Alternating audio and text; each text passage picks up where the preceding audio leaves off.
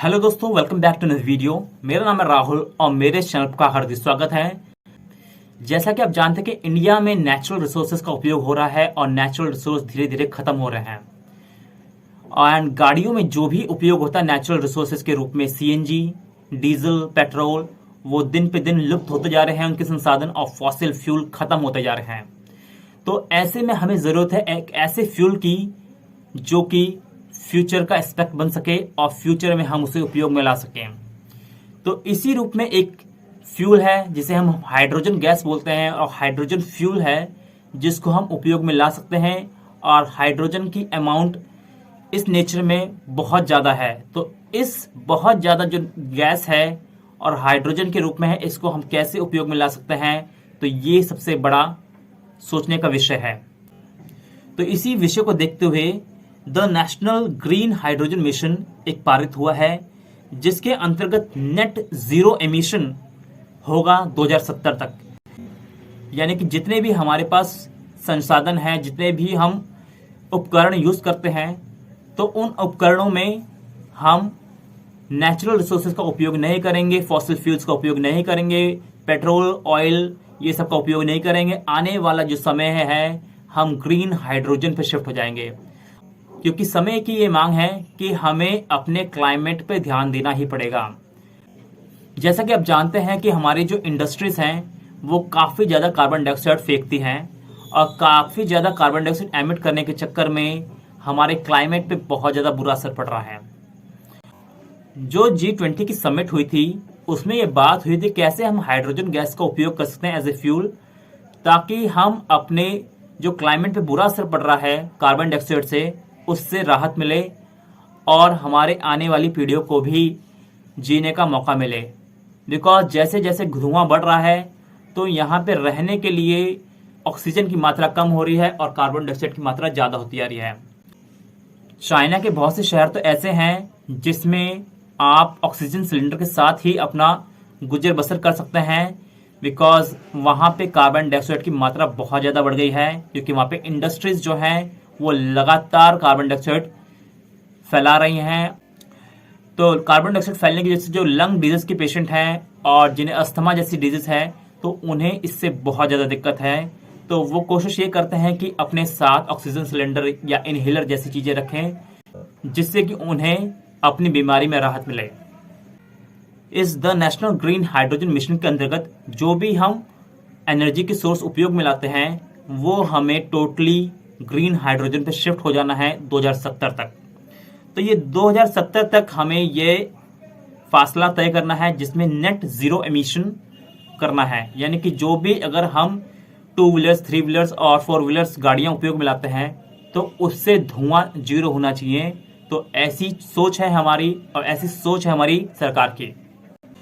और green hydrogen जैसे mission पे बाहर की कंट्रियां बहुत सा काम कर चुकी हैं और इंडिया ने अभी अपना इनिशिएटिव चालू किया है। ऑयल मिनिस्टर हरदीप सिंह पुरी ने इंडिया की पहली हाइड्रोजन फ्यूल गैस लॉन्च कर दी दिल्ली में। तो ये पहली बस है जो कि इंडिया में लॉन्च हुई है और ये दिल्ली में लागू हुई है। और ये दिल्ली में इंडियन ऑयल कॉरपोरेशन के द्वारा बनाई गई है। इंडिया की top oil company Indian oil corporation ने इस हाइड्रोजन बस को लॉन्च किया, और इस बस को ऑयल मिनिस्टर हरदीप सिंह पुरी ने फ्लैग दिखा के इसको स्टार्ट करवाया। इसमें 30 केजी के 4 सिलेंडर हैं जो कि 350 किलोमीटर तक बस को चला सकते हैं। बेसिकली ग्रीन हाइड्रोजन जो फ्यूल है उसको प्रोड्यूस करने के लिए एक प्रोसेस किया जाता है जिसको हम इलेक्ट्रोलाइसिस कहते हैं। और जो ग्रीन हाइड्रोजन गैस है काफ़ी ज़्यादा यूनिवर्सल, लाइट और हाईली रिएक्टिव फ्यूल है, और ये काफ़ी ज़्यादा फ्लेमेबल फ्यूल है, यानी कि इसमें आग बहुत जल्दी लग सकती है। ग्रीन हाइड्रोजन को एक प्रोसेस से प्राप्त करते हैं, उस प्रोसेस का नाम है इलेक्ट्रोलाइसिस। इस प्रोसेस के अंतर्गत करंट को पास किया जाता है और हाइड्रोजन और ऑक्सीजन को दोनों को अलग अलग किया जाता है, और इसका जो बाई प्रोडक्ट होता है वो केवल वाटर वेपर्स होते हैं। तो इस प्रोसेस के अंतर्गत कार्बन डाइऑक्साइड का एमिशन कहीं भी नहीं होता है, तो जिसकी वजह से क्लाइमेट पे बुरा असर नहीं पड़ता है, और इसीलिए इसको ग्रीन हाइड्रोजन का नाम दिया है, क्योंकि इस गैस को उत्पन्न करने के लिए जो रिन्यूएबल एनर्जी उपयोग में लाई जाती है वो विंड एनर्जी या सोलर एनर्जी होती है। इलेक्ट्रोलाइसिस प्रोसेस के लिए हम रिन्यूएबल सोर्स ऑफ एनर्जी का उपयोग करते हैं और रिन्यूएबल सोर्स ऑफ एनर्जी हमारे सोलर एंड विंड एनर्जी हैं। तो इसीलिए जब इस इलेक्ट्रोलाइसिस प्रोसेस से हाइड्रोजन एंड ऑक्सीजन अलग अलग हो जाते हैं और जो बाई प्रोडक्ट होता है वो वाटर वेपर्स होते हैं, तो जब हमें ये हाइड्रोजन गैस मिल जाती है तो इसीलिए हम इस प्रोसेस को इलेक्ट्रोलाइसिस कहते हैं और जो गैस हमें मिलती है उसे हम ग्रीन हाइड्रोजन कहते हैं। हाइड्रोजन फ्यूल का हम उपयोग कार के फ्यूल में उपयोग कर सकते हैं, एयरशिप में उपयोग कर सकते हैं और स्पेसशिप में भी उपयोग में लाया जा सकता है। और इसका हम उपयोग 19वीं सेंचुरी से कर रहे हैं, बट अभी भी हाइड्रोजन गैस की कीमतें काफ़ी ज़्यादा हैं। जब तक हाइड्रोजन गैस की कीमतें कम नहीं होंगी तब तक हाइड्रोजन गैस को आम नागरिक एज ए फ्यूल उपयोग में नहीं ला सकता है। तो अभी आने वाले समय में 2030 तक ये सोचा जा रहा है कि हम जो हाइड्रोजन गैस की कीमतें हैं उसको हम 50% डाउन ले आएंगे। KPMG के अकॉर्डिंग जो हाइड्रोजन गैस की कीमतें हैं वो इंडिया में अभी 320 रुपये से 330 रुपये पर केजी के हिसाब से है और ये 2030 तक 160 से 170 रुपये पर केजी तक हो जाएंगी, यानी कि हाफ रेट पे हाइड्रोजन गैस अवेलेबल होंगी 2030 तक। तो ये हमारा मिशन है कि हाइड्रोजन गैस को मोर अफोर्डेबल बनाना आम नागरिक के लिए। ग्रीन हाइड्रोजन के बहुत से एडवांटेजेस हैं और कुछ इसके डिसएडवांटेज भी हैं। तो एडवांटेजेस की अगर हम बात करें तो सबसे पहला एडवांटेज है कि ये 100% सस्टेनेबल है, यानी कि इससे कोई धुआं नहीं निकलता इस गैस से। तो ये इसका सबसे बड़ा बेनिफिट है कि ये क्लाइमेट के लिए सबसे बेहतर है। तो ये 100% सस्टेनेबल गैस है। दूसरी बात यह है कि इस गैस को हम स्टोर कर सकते हैं और स्टोर करके एक जगह से हम दूसरी जगह ले जा सकते हैं। तो it is easy to store and it can be use subsequently for other purpose as well. तीसरी बात यह है कि ये एक वर्सेटाइल गैस है। तो green hydrogen can be transformed into electricity और सिंथेटिक गैस और it can be use for commercial purpose as well. तो यानी कि इसका मतलब यह है कि हम जो ग्रीन हाइड्रोजन है उसको इलेक्ट्रिसिटी में कन्वर्ट किया जा सकता है और सिंथेटिक गैस में भी कन्वर्ट किया जा सकता है ताकि हम कमर्शियल पर्पस के लिए इसको इस्तेमाल में लाया जा सके। चौथी बात यह है कि ग्रीन हाइड्रोजन से इकोनॉमिक ग्रोथ होगी, इंडिया में नई जॉब्स उत्पन्न होंगी और लोगों को रोजगार मिलेगा। पांचवी बात यह है कि एनर्जी सिक्योरिटी मिलेगी, यानी कि जैसे कि आप जानते हैं कि अभी के समय पे हमारी जो एनर्जी की डिपेंडेंसी है वो फॉसिल फ्यूल पर डिपेंडेंट है। तो हमारी फॉसिल फ्यूल पे निर्भरता कम होगी और हम एनर्जी के रूप में मोर सिक्योर्ड हो जाएंगे, क्योंकि हमारे पास दूसरे भी संसाधन होंगे जहां से हम एनर्जी प्रोड्यूस कर सकते हैं।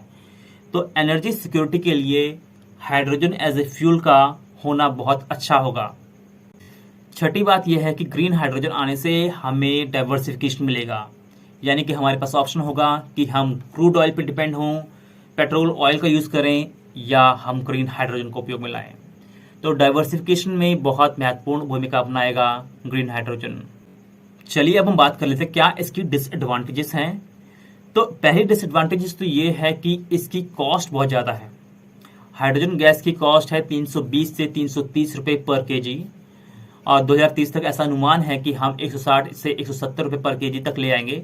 तो हाल फिलहाल में इसकी कॉस्ट काफ़ी ज़्यादा है, तो आम लोगों के लिए ये काफ़ी मुनासिब नहीं है कि इतनी महंगी गैस खरीद के वो अपने व्हीकल में उपयोग में लाए। अभी कॉस्ट ज़्यादा है तो ये इसकी अभी डिसएडवांटेज है। दूसरी बात यह है कि हाई एनर्जी कंजम्पशन, यानी कि हाइड्रोजन गैस को उत्पन्न करने के लिए इलेक्ट्रोलाइसिस प्रोसेस का उपयोग में लाया जाता है और इलेक्ट्रोलाइसिस प्रोसेस के तहत बहुत ज़्यादा एनर्जी खपाई जाती है और वो इलेक्ट्रिसिटी से ही उत्पन्न की जाती है हमारी ग्रीन हाइड्रोजन को। तो ग्रीन हाइड्रोजन को प्रोड्यूस करने के लिए बहुत ज़्यादा एनर्जी का उपयोग में लाया जाता है as compare to other fuels. तो ये इसका एक डिसएडवांटेज अभी के टाइम है।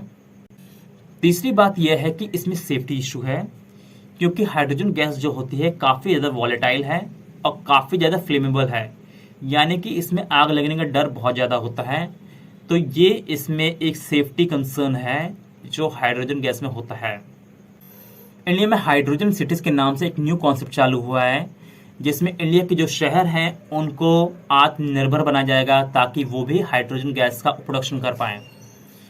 अभी फिलहाल में इंडिया में 7 ऐसे शहरों को चुना गया है, जिसमें 1 नंबर पे है सिक्किम, दूसरे नंबर पे है आंध्र प्रदेश, तीसरे पे है राजस्थान, चौथे पे है महाराष्ट्र, 5वें पे है यूपी, 6ठे पे है छत्तीसगढ़ और 7वें पे है गुजरात।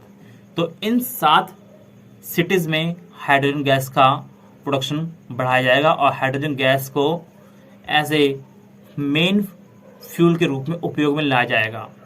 और इस हाइड्रोजन गैस को बहुत से सेक्टर में उपयोग में लाया जाएगा, जैसे कि transportation, industry and power generation. Hydrogen को एज ए फ्यूल में उपयोग में लाना इंडिया की बाहर की जो कंट्री है उन्होंने चालू कर दिया है। और इंडिया की बाहर की जो कंट्री है वो United State, Russia, China, France and Germany, इन सभी देशों ने हाइड्रोजन गैस का उपयोग में लाना चालू कर दिया है। और जापान जैसी कंट्री ने तो हाइड्रोजन इकोनॉमी को भी बनाना चालू कर दिया है। तो जापान हमेशा एक कदम आगे ही रहता है सब देशों से। तो हाइड्रोजन इकोनॉमी नाम से कॉन्सेप्ट चालू किया है जापान ने। एंड इंडिया में तो अभी शुरुआत हुई है हाइड्रोजन गैस के बारे में, हाइड्रोजन फ्यूल के बारे में। बात करें इंडिया में किस कंपनी के पास ग्रीन हाइड्रोजन मिशन है, तो इंडिया की कंपनी है BPCL, Bharat petrol corporation limited.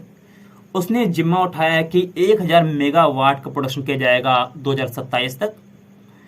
और इसको प्रोडक्शन के लिए रिन्यूएबल सोर्स का उपयोग में लाया जाएगा, इंक्लूडिंग ग्रीन हाइड्रोजन। के अलावा BPCL ने 20 मेगावाट का ग्रीन हाइड्रोजन यूनिट स्थापित की है मध्य प्रदेश में। और ये अभी तक का इंडिया का लार्जेस्ट प्लांट है। और ऐसा दावा करा जा रहा है कि 2040 तक ये कर लिया जाएगा। बात रही इंडिया में किन कंपनियों ने जिम्मा उठाया कि हाइड्रोजन गैस में एक प्रमुख रोल अपनाया जाए, और बात रही हम शेयर मार्केट में हम इन्वेस्ट करते हैं तो किन कंपनी में इन्वेस्टमेंट किया जाए ताकि हाइड्रोजन के जो मूवमेंट चल रहा है उससे हमें बेनिफिट मिले और हमारे शेयर की प्राइस इंक्रीज हो पाए। तो कौन सी ऐसी कंपनी है जो शेयर बाजार में काम कर रही हैं और वो हाइड्रोजन इंडस्ट्री पे काम कर रही हैं। तो हाइड्रोजन में काम करने वाली कंपनियां जो हैं उसमें लार्ज कैप कंपनियां बहुत सारी हैं, जिसमें Reliance industries, Adani group, L&T renewable power और बहुत सारे PSU हैं यानी कि पब्लिक सेक्टर अंडरटेकिंग, जिसमें GAIL India, NTPC, IOC and HPCL जैसी कंपनियां हैं जो कि हाइड्रोजन पावर में और हाइड्रोजन जो मूवमेंट चल रहा है उसमें बढ़ चढ़ के रोल प्ले कर रही हैं। So thanks for watching this video and please subscribe to our YouTube channel. Thank you very much.